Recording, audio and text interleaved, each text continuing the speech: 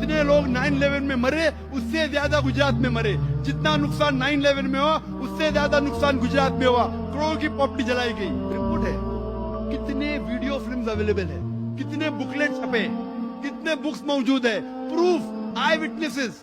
हजारों मुसलमान का कत्ल हुआ, हजारों मुसलमान औरतें, हमारे माँ, हमारे बहन, उनका खुलेआम बलात्कार हुआ।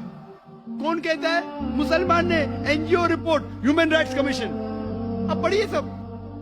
टेंस ऑफ थाउजेंड, 10,000 से ज्यादा मुसलमान की दुकानें लूटी गई, मुसलमान के एस्टैब्लिशमेंट लूटे गए।